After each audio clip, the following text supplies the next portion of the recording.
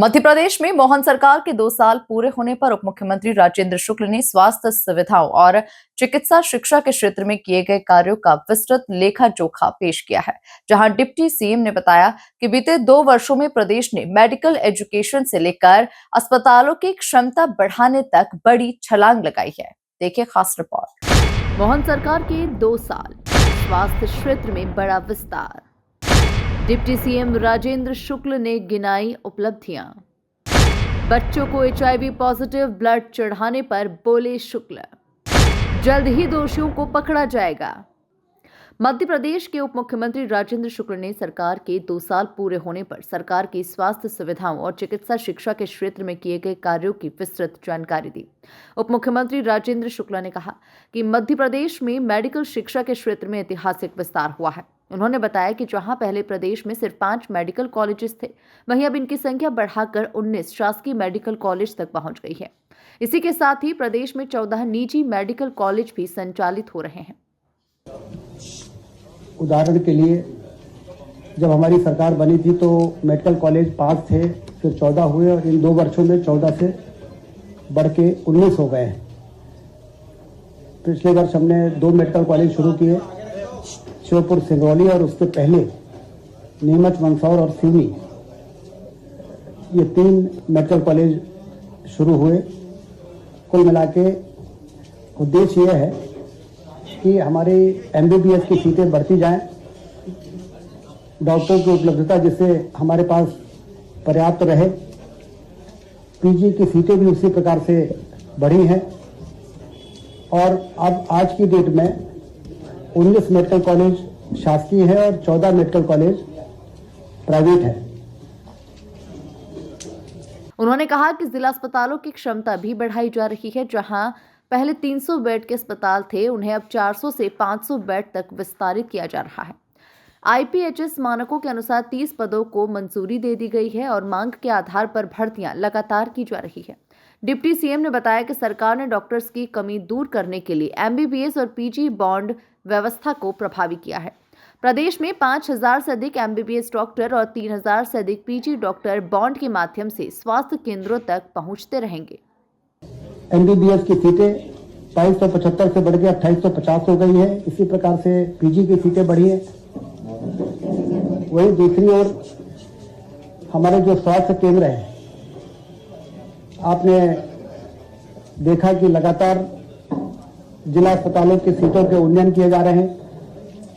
300 bed का जिला अस्पताल को 500 बेड किया जा रहा है, 400 बेड किया जा रहा है और इस तरीके से जो उसमें आवश्यक मानव संसाधन है वो भी पर्याप्त रहे इंफ्रास्ट्रक्चर के साथ। तो इन्हीं 2 वर्षों में IPHS 12 जो भारत सरकार का स्टैंडर्ड है, उसके हिसाब से कैबिनेट ने पदों की मंजूरी भी की है।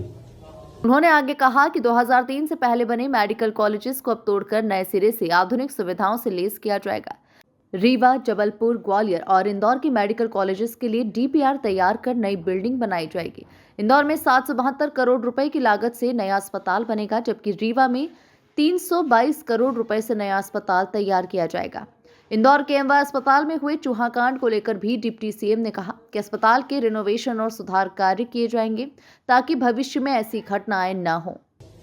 रीवा, इंदौर, भोपाल, ग्वालियर और जबलपुर, वहाँ पर इतने पुराने भवन होने के कारण वो स्वास्थ्य दृष्टि से हाइजीनिक नहीं है। उसके रिनोवेशन की आवश्यकता है, उसको तोड़ के नया बनाने की आवश्यकता है। इन 2 वर्षों में बड़ा कदम उठाया है। ये तय किया मुख्यमंत्री डॉक्टर मोहन यादव जी ने कि जो हमारे पुराने मेडिकल कॉलेज है उसको हम एक बार पूरा उसको ओवरऑल सर्वे करें कि उसमें कौन सी बिल्डिंग को रिटेन करना है, कौन सी बिल्डिंग को डिमोलिश करके नई बिल्डिंग बनाने की आवश्यकता है, फिर उसमें सारे सुपर स्पेशलिटीज़ है कि नहीं है, कैंसर की सुविधा है कि नहीं है। इस प्रकार से हमने DPR बनाए, स्टेट ऑफ आर्ट बिल्डिंग, जिससे वो बन के तैयार हो और उस संभाग के लोग उस अस्पताल में आए तो उसके बाद उनको बाहर जाने की आवश्यकता ही न पड़े। इस प्रकार से सारे फैसिलिटीज़ वहाँ पर होने चाहिए। तो कल मुख्यमंत्री जी ने इंदौर में 772 करोड़ रुपए इंदौर के लोग हमेशा कहते थे कि एमवाई अस्पताल बहुत पुराना है, इसको इसमें ये कर दीजिए, इसमें ये काम हो जाए। तो ये तय किया गया कि अब ये पीस मिल में काम करने के बजाय इसका ओवरऑल डीपीआर बनाएं और इसमें देखें कि क्या और करने की आवश्यकता है। और 772 करोड़ रुपए इंदौर में, 322 करोड़ रुपए रीवा में और ग्वालियर और जबलपुर का भी डीपीआर इसी तर्ज पे तैयार किया जा रहा है। भोपाल में भी काफ़ी काम हुए हैं, लेकिन जो और आवश्यक कार्य हैं उसके लिए भी डीपीआर, ये पांचों प्रमुख जो हमारे पुराने मेडिकल कॉलेजेस हैं इनके कंप्लीट रिनोवेशन और रीडेवलपमेंट का प्लान, जिससे कि संभाग के लोग बाहर से यदि आएँ दूर दराज से, टीकमगढ़ का आदमी यदि ग्वालियर जाए तो फिर ग्वालियर के बाहर रेफर होने की आवश्यकता न पड़े। इस प्रकार की सुविधा, सर्व सुविधा युक्त कैंपस बनाने का भी फैसला हमारी सरकार ने लिया है। और वहीं सतना में HIV पॉजिटिव ब्लड चढ़ाने के मामले पर डिप्टी सीएम ने कहा कि उन्होंने एक्सपर्ट्स और कलेक्टर से चर्चा की है। थैलेसीमिया मरीजों को महीने में 3 बार ब्लड ट्रांसफ्यूजन की जरूरत होती है और इसके अलावा कोई अन्य इलाज नहीं है। उन्होंने कहा कि जल्द ही ये स्पष्ट किया जाएगा कि किस ब्लड बैंक और किस डोनर से ये चूक हुई है। ये घटना सामने आई है, मैंने हमारे सब अधिकारियों ने बैठ के हम लोगों ने बात भी की है, जो एक्सपर्ट्स हैं, कलेक्टर सतना से भी बात की है।